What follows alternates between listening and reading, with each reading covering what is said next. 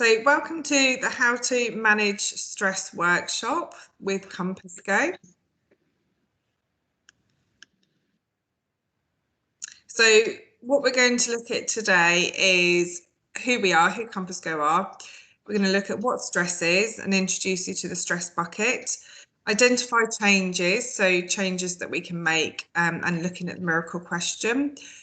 Look at ways to regulate stress, 5 ways to well-being, self-care and scheduling your well-being, looking at the cognitive behaviour therapy model and creating a positive cycle and challenging automatic negative thoughts, come up with some well-being ideas, have a little activity practicing the spaghetti body, and then we have any questions and answers at the end of the session.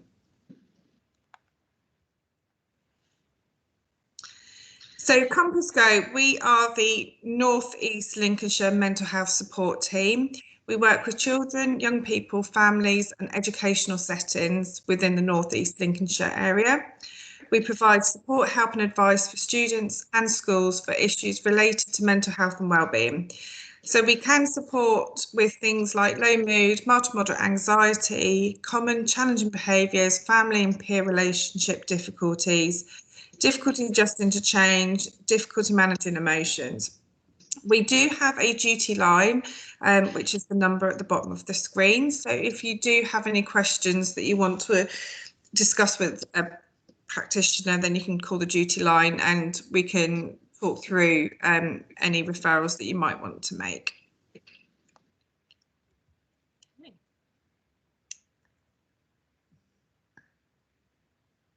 Stress is usually seen as just checking, can everyone hear that?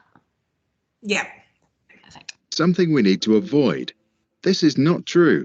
We need stress, and we need our body's stress hormone cortisol to rise and fall throughout the day.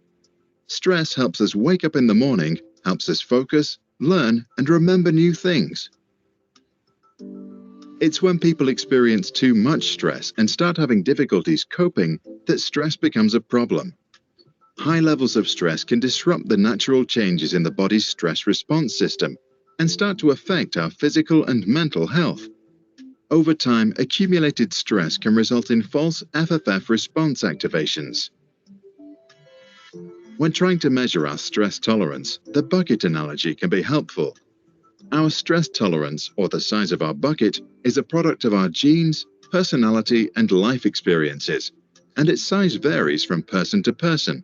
The water in this analogy is the combination of all the stress in your life.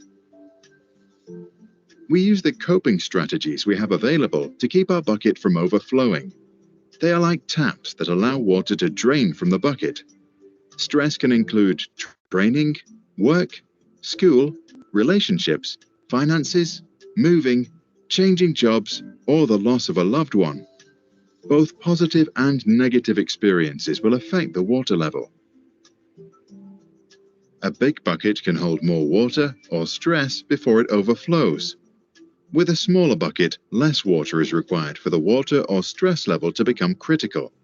While you can't change the size of your bucket, you can make life adjustments to reduce water coming in.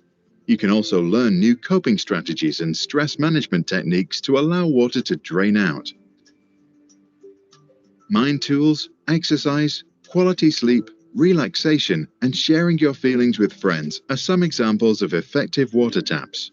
Staying up late, sleeping in, drugs, inactivity, procrastination, suppressing or ignoring problems are examples of unhelpful coping strategies or false taps. They might give temporary relief, but actually result in water flowing back into your bucket. This video was created by Brave, Building Healthy Minds.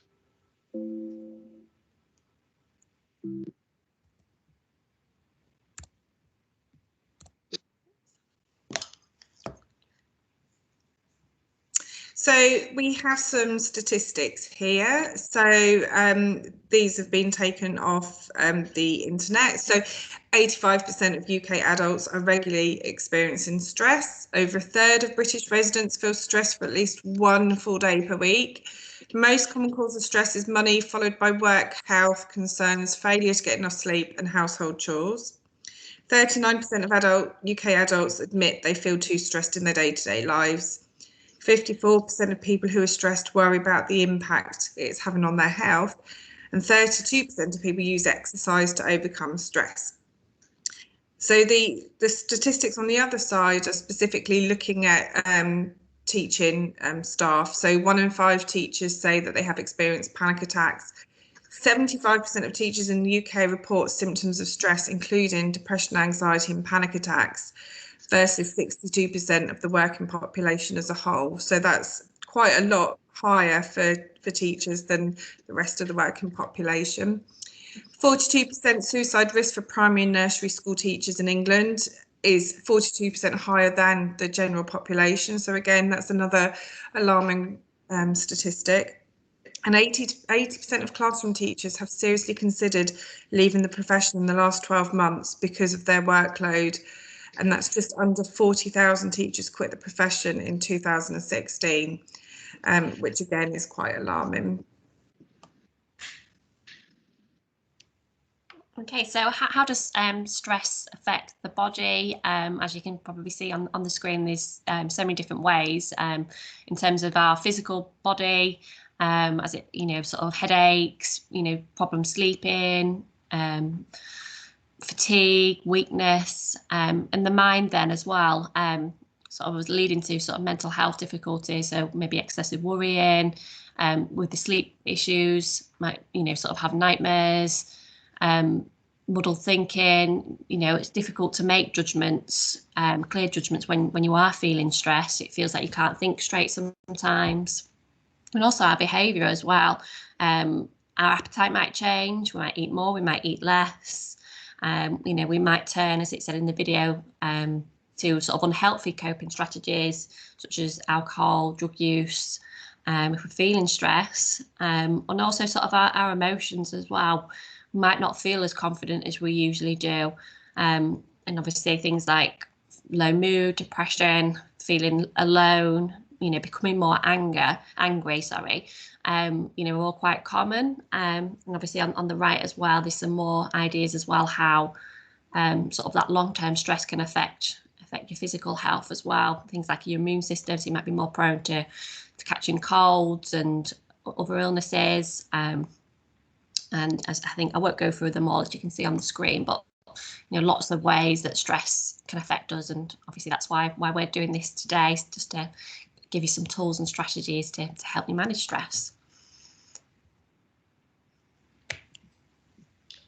So we've got the stress bucket here. As you saw on the video, and the analogy that was on the video, it's about finding ways that we can empty our stress bucket. So as we said, lots of things can fill your bucket and eventually make it overflow, which, as Sophie said before, results in all those kind of physical health symptoms, but also affects your mental health, your body, and all those. So finance, family, lack of sleep, work stress, relationships and sickness, they can all add to your bucket.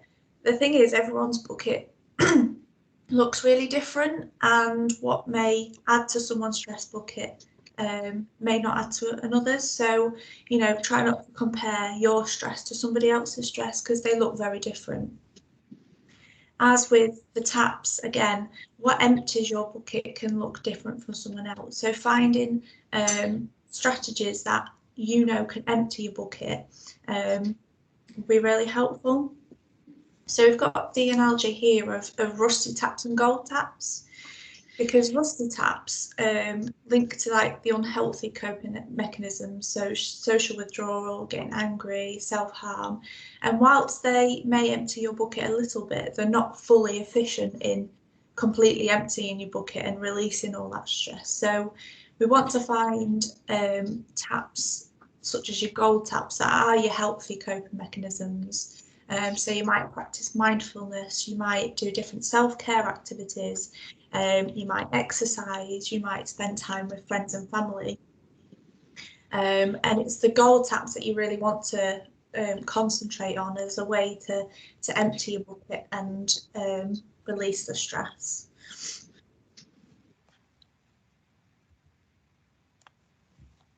So this is just a little activity that you can try out at home. So consider what goes into your stress bucket. As I said, everyone's stress bucket looks different.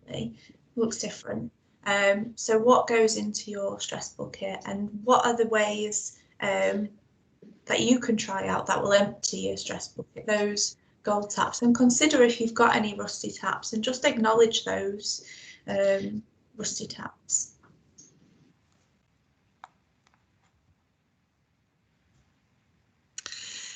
So how do we know what we need to change? So doing the activity with the stress bucket is really, really helpful to look at the things that are making us feel stressed and looking at the ways in which we can empty out the bucket. But there are some other ways that we can use to look at what we can change in our lives. So solution-focused therapy is a short-term intervention that can have immediate impact on you. So it doesn't involve exploring how you've arrived at your current situation, but focuses on what you can do to change it. So it's looking at the solutions rather than the problem. So what can I do to feel happier rather than why do I feel so stressed? Looking at things in this way encourages you to think positively about what you can do to make short-term changes that will have a long-term impact on your well-being. So if we just move on to the miracle question. So the miracle question is a core technique within solution-focused therapy. So suppose that one night while you're asleep, there is a miracle and the problem that brought you here is solved. However, because you're asleep, you don't know that the miracle has already happened. When you wake up in the morning, what will be different that will tell you the miracle has taken place? So rather than thinking, oh, if I can wave a magic wand, what would I change? Thinking about it in what you would notice differently in the morning may just help you identify some things in your life that might be things that you can work on changing. So it's a really, really useful technique. The miracle question is a really, really lovely way to just sort of make you reframe things differently. So if you're sort of struggling to identify what specifically it is that's making you feel stressed, thinking about it in terms of the miracle questions and thinking about it in a solution-focused way is just giving you another tool to work out where you can make some changes.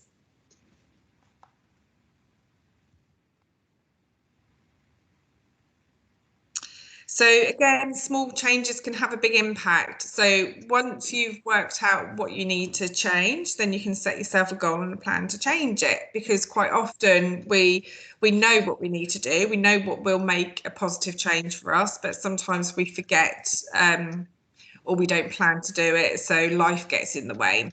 So make sure you make your goals SMART. I'm sure you all know what SMART goals are, but specific, measurable, achievable, realistic and timely. Setting your goals too big are just setting you up for failure. So SMART goals just help you reach your end goal. And I really like the quote here: life is like a camera, focus on what's important, capture the good times, develop from the negatives, and if things don't turn out, take another shot.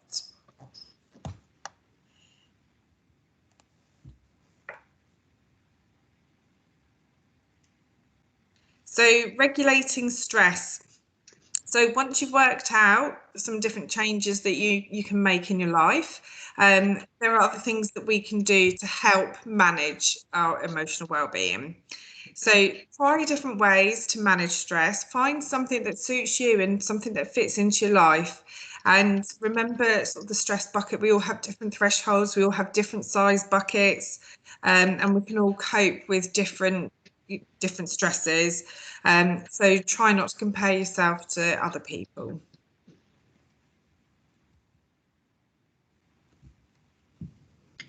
So we have the 5 ways to wellbeing here. It's a really good tool just to promote wellbeing, but linking to the cycles above, actually when we're stressed, we tend to do less because we're so focused on actually what is stressing us out. So we tend to do less, and then we tend to get less out of life, and that leads us to feeling low. So the idea of linking in the 5 ways to wellbeing is to do more and to do actually what you feel good doing, and then hopefully that will promote the positive cycle. So doing more of what matters to you, get more out of life, and you feel better too. So we're just going to have a look through the 5 ways to well-being, which are the 5 ways below: take notice, connect, give, be active, keep learning, and how to consider those different 5 ways and planning different activities in your life. And again, that's a way to help empty the bucket, considering the gold taps analogy that we used earlier. So we've got be active. Being active is really good for both physical and mental health. It's linked to lower rates of anxiety, low mood, and can boost your self-esteem. So not only does it have physical benefits to your life, they also, when you exercise, it also releases endorphins as well, and they're your feel-good hormones. So different ways that you could be active: you could do the daily mile, you could do that with your children, you could do it on your own, you could do it with a class if you are teaching, just getting out of the door and doing anything: skipping, running, jumping, cycling, whatever works for you. You could try yoga, you could look at different initiatives such as the Couch to 5K, going for a 10-minute walk every day, putting on the music, blasting it out and having a good old dance. Anything to be active, really. So we've got connect here. So feeling close to others and having good relationships is really important for our mental well-being. It gives us a sense of belonging, a chance to share experiences with others, and you know, talking to other people when you're feeling stressed or you're feeling low can be really therapeutic. So just some examples: eating dinner with your family. It's a nice way of just finding out what everyone's been up to. Quite difficult in our busy lives, but just a nice, easy way just to get that connection, you know, 10-15 minutes each day. So you could go out with friends, have lunch with a colleague. You don't have to go out, you know, just actually having a half an hour sitting down, having a chat with someone can be really beneficial. Smiling and make eye contact can make us feel really good and make us feel connected to other people. Be present and actively listen to another person. Quite often when we're speaking to people, we're often thinking about what we're going to ask and what we're going to say, but actually, you know, being quite mindful and listening to other people can be really beneficial. And then sort of finally, just finding your tribe, those people that you feel, you know, you have similar interests with, can really give us that sense of belonging, and that can really improve mental well-being. Obviously that can be sports, it can be groups, you know, face-to-face, or even sort of online tribes, shall we say. There are often a lot of online groups and things that you can join where you can feel that sense of connection.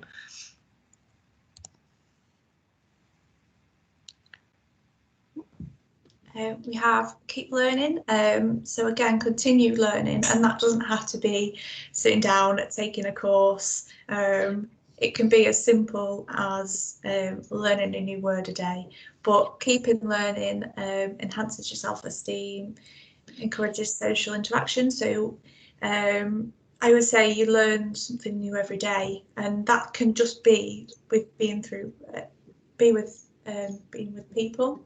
I didn't come out right, sorry. But yeah, learning something new every day. So listening to a podcast. Podcasts are really good for learning new things. Reading a new non-fiction book, something takes your interest, find out more about it.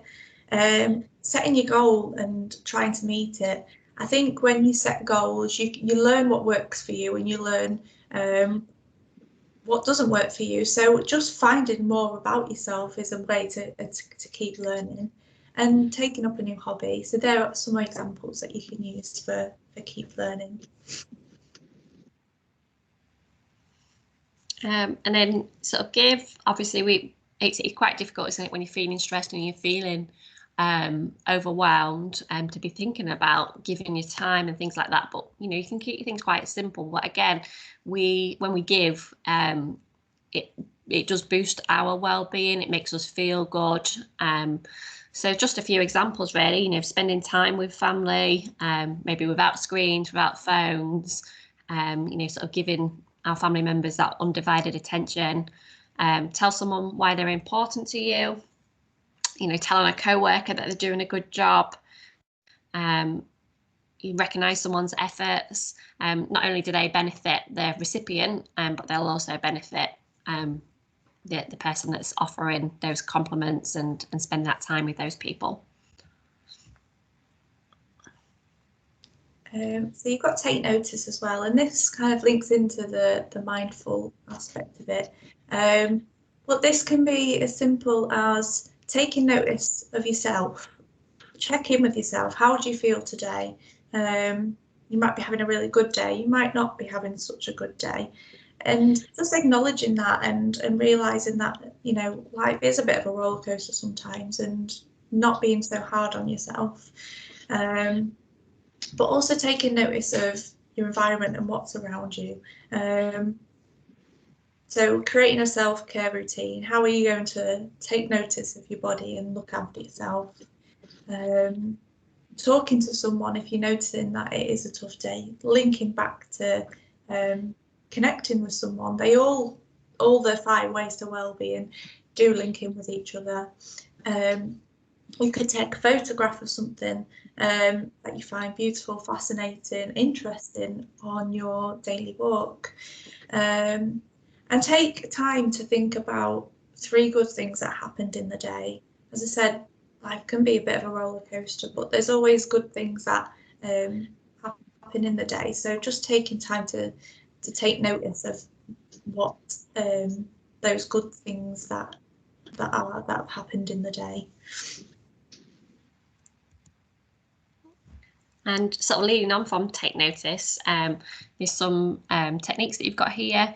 So grounding technique is principally a mindfulness technique, which you can do in your head. You can do it with kids, with friends, if you're out and about. It's really nice to do it if you've gone out for a walk, but also if you're feeling particularly stressed and you just need to get into the present moment. So how it works is you look around and label 5 things that you can see, 4 things that you can feel, and I'd recommend actually touching them, because again we're trying to get into the present moment, so sort of just naming them probably wouldn't have quite the same effect. 3 things you can hear, 2 things you can smell, and then either you can name 1 good thing about yourself or 1 thing that you can taste. And sort of the principle of mindfulness, as it says on the right hand side, is quite often we all sort of spend quite a lot of time thinking about maybe the future, what we're going to be doing, what's going to happen next, but often that will likely lead to feelings of stress and worry and anxiety because we can't know what's going to happen in the future. And quite often we can paint quite a negative picture as humans. We have sort of a negative bias, so we might start to think that things are not going to work out very well.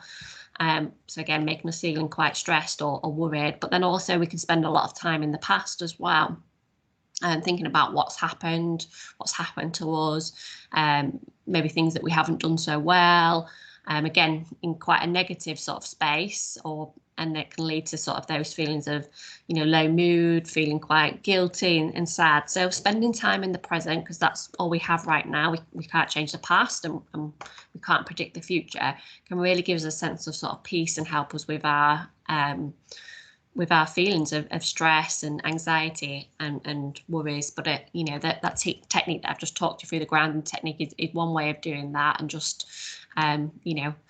being very present of where you are, 2 feet on the floor, and not looking too much to the past and the future can be really beneficial. So this is just a slide to really consider. It's not, are you doing enough? We all do lots of things in our daily life, but are you doing the right things? So consider the tasks that you do in your day-to-day life. Are you doing too much for work and not focusing on yourself? Are you doing too much for those around you? I think when we consider actually what activities we are doing is realizing that are they the right things. So make time for yourself and the activities that you enjoy doing, not just because you have to. And remember that those are the gold taps. So the gold taps really do help empty your bucket and, in a sense, recharge your batteries. I think when our bucket's overflowing, we are basically a flat battery. We've got no more to give. So find out what's important to you. And this is just an example of planning how to fit in some of the activities that might boost your mental well-being. Again, it kind of goes back to that idea of balance. I think, as we've sort of already covered, if we're spending time just focusing on one area in our lives, maybe the expense of exercise, mindfulness, connection, giving, learning, etc., then probably we're not going to feel too great. So it's just trying to get that balance really, and having to think about when you can fit these things in to make sure that it does happen, but also maybe being realistic as well in what we're setting ourselves, so it's not becoming just more things that I have to do. And again, like we've sort of said, doing the things that matter to you, things that you enjoy doing, is what's going to probably benefit. So this is a nice sort of diagram that you could use to think about your mental well-being. I think then we've got another way of thinking about it as well. So we've got some examples of how you can create a self-care plan. So we've got a weekly fitness planner. So you can make that a weekly well-being planner. So make sure that you actually plan some of those activities, because quite often if you're feeling stressed, you're focusing on just getting through the week and getting the tasks done that need doing. And sometimes we forget about, you know, those ways to well-being. And then there's 7 steps to creating a self-care plan. So I can't actually read the self that very well, but can you just zoom in on that, Sophie? Yep. Okay. Here we go. Fab. Yeah, that's perfect. Thank you. So the 7 steps. So looking at what do you value, assess what do you need to do now. So create a list of self-care activities. What self-care activities would you benefit from adding? So refine your focus. You can't do everything at once. So just sort of pick 1 or 2 things. Create a self-care plan and some simple goals. So do you remember we sort of talked earlier on about making some SMART goals? And then commit to your goals and keep track of your progress. Like we sort of said before, sort of the weeks just rush by, and sometimes it's easy to sort of see how far you have come and how much you have progressed to working towards your goals. Thank you, Sophie. Sorry, I couldn't read that. That's okay. Now I'm just trying to perfect. Get back in that one. And this is just to sort of be aware of obstacles, because there is always an obstacle that comes along. It could be, you know, a birthday celebration. It could be another deadline at work. It could be, you know, somebody's gone off sick from work, and that means that you have to cover them. So it's about being aware of the obstacles that may prevent you from reaching your goal, and having a little bit of a plan in place to think about it. So, you know, if your colleague does go off sick from work, how are you going to, you know, manage, still look after your own well-being and still keep that bucket flowing without actually, you know, overfilling it? So, you know, it's just having a little bit of a plan B if needed. And then we've got a little bit of a quote there: always have to prepare for the obstacles that are going to come. Consequently, when they do come, it doesn't affect you mentally near as much as when you are unprepared for them.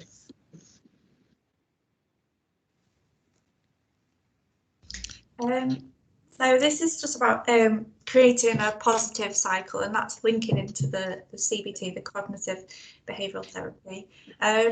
So it's just considering the situation that you're in, and being aware of your thoughts and your emotions and your physical sensations and your behaviours that go along with that. And once you've kind of identified your thoughts, what were your thoughts in that situation? Were they negative? Were they positive?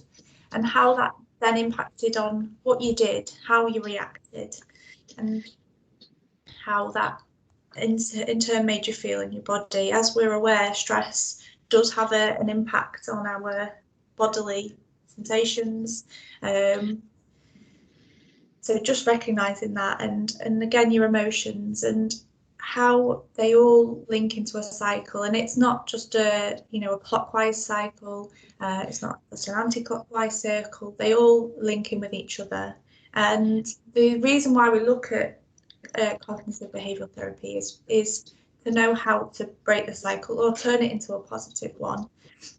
So we might look at our thoughts, and we might look at how we can change our thoughts. We might look at our behaviours, and as we've said with the stress bucket, what are your gold taps? They're your behaviours. How can you change your behaviours to enable a positive cycle? So this just links to the stress cycle. So we've got the feelings of stress. Am I able to manage that? Thinking, I can manage it. I will manage it. Links to an improved mood, helpful thoughts, and your relaxation techniques. It's just taking that into account.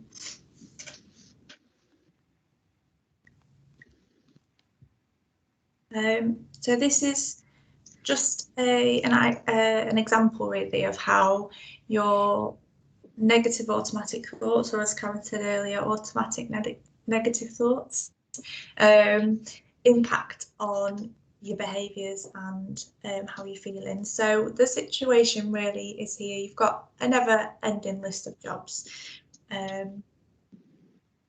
Your thoughts really, well, I'm not good enough because this list of jobs is never ending. I can't keep up. I've only managed to tick off half of my list today. That's nowhere near as good enough as what I wanted. And it's got to be perfect before I move on. I can't move on to the next task before that job is done perfectly. And how those negative thoughts then impact on, actually, well, I felt upset, I'm down, I'm disappointed in myself, I'm overwhelmed, and I'm stressed. And that leads you to procrastinate, as the video said earlier. You can become irritable with other people because of your feelings that you've got. So helping kind of identifying the situation and those thoughts that you've got can help you kind of analyse the situation that you're in.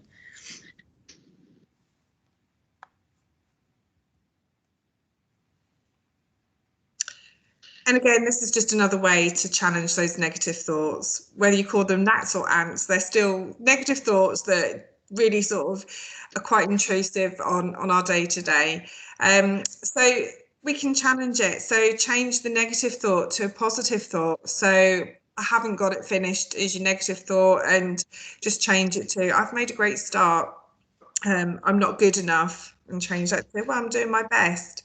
It has to be perfect. You can change it to, well, I've done a good job. And quite often just reflecting on what your negative thought is, and actually just trying to change it to focus on a positive can actually have quite a big impact on that CBT cycle that we were talking about. And again, sort of challenge, I know we sort of go on to sort of a bit more challenging in a minute. So thinking about challenging your negative thoughts. Am I overestimating the danger? Am I falling into a thinking trap? Am I catastrophizing? What's the worst thing that's actually going to happen? Am I 100% sure that it's going to happen? What would I tell a friend who had this thought? What would a friend say to me about this thought?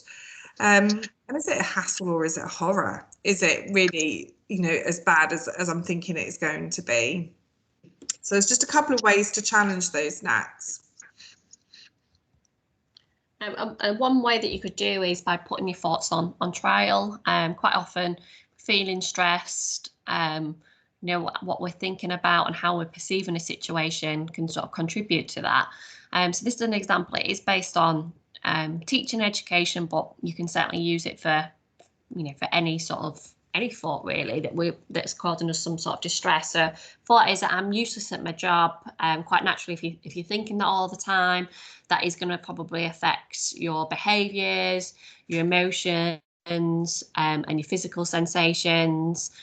So we look at that then by putting it on trial. So what evidence have we got for that thought? So in this case, well, I had a bad lesson observation a couple of years ago. I didn't get the promotion for the deputy head job. Okay, so what evidence have we got against it? Well, actually, the children in the class often tell me that I'm one of their favourite teachers. They love the topic lesson that I planned last week. I usually actually get all my books marked on time, stay on top of my workload. And actually, the children in my class have made good progress. In fact, some have made excellent progress. So then the judge would judge that. Okay, so which one's the most sort of accurate way of seeing things, the most balanced view? So the judge verdict, well, actually, I am competent in my job. Having occasional bad observations and not getting promotions is perfectly normal and happens to most teachers. So it's just finding that balanced sort of view, because quite often when we're feeling stressed, we'll take extremes of thoughts, but finding that sort of balanced view can help us feel much calmer.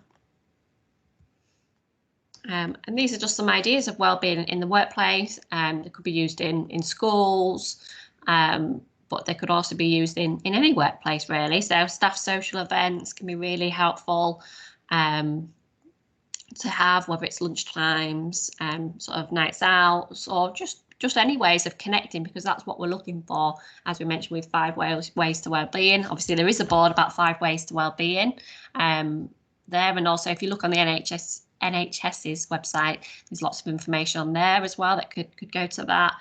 Different ideas of when you're feeling stressed. Well, okay, what things can help us? Staff shout outs, again, giving those compliments can be really helpful and boost us all. Birthdays, celebrating birthdays, there's all sorts of ideas, but bringing it into your workplace can be really helpful. Same at the home as well. There's a nice sheet on the left there, A to Z of coping skills that you could do. Right, what ways can we do to manage our stress levels or mental well-being? Gratitude. There's lots of studies, research studies out there saying that if we are looking for the positives in our days, in our lives, it will boost our mental well-being. And then again, back to sort of self-care really, getting that balance of different ways of keeping well, again, remembering things that we enjoy rather than too many things that we should be doing, can really boost our well-being.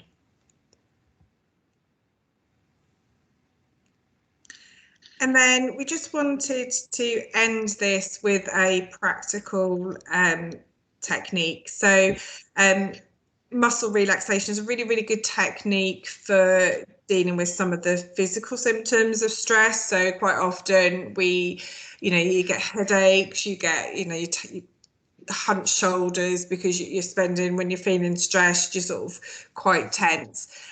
So this is just a really nice activity, and I think we've all used it in work and at home as well. That we do this with the young people we work with, and they tend to enjoy it, but I think it works equally as well for adults as well. So we'll just go through this. So just make sure that you are sort of somewhere where you can do this activity. So sometimes your body gets too tight. This happens when you are mad or nervous. Spaghetti body is something to do to get your body loose. This makes you feel better. Since you are the boss of your body, you can make the tight go away. Have you seen wet spaghetti noodles? They are wiggly and not tight. You can make your body like spaghetti noodles. Okay, this is the cool part. To get your spaghetti body, first you have to make your body very tight all over. Let's practice. Scrunch your hands very tight. You can even grunt if that helps. And now spaghetti your hands very loose. Great job. Stand up now. When I say body part, you scrunch it very tight. Count to 3, then make it spaghetti loose. So you will scrunch, hold for 3, then relax it like a noodle. What will you do? Scrunch your feet. 1, 2, 3.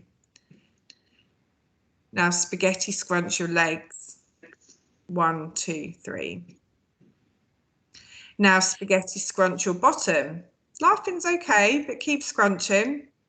1, 2, 3. Now spaghetti. You want to do your bottom again? Right, okay, go ahead. And repeat for your stomach, shoulders, arms, hands, face, neck and eyes. Great job, you did spaghetti body. You should feel pretty loose and wiggly all over. Doing spaghetti body helps your body feel less sad or nervous, and this means you'll feel better. So the last thing you need to do is, the last thing to know is you have to practice spaghetti body or it won't work. Just like you practice baseball, piano, reading, tying your shoes, riding a bike is what example I like. You have to practice spaghetti body to get good at it. You should practice it when you feel good and happy. That way you'll be an expert spaghetti kid when you get mad or nervous. Remember, you're the boss of your body. You can feel better by doing spaghetti body.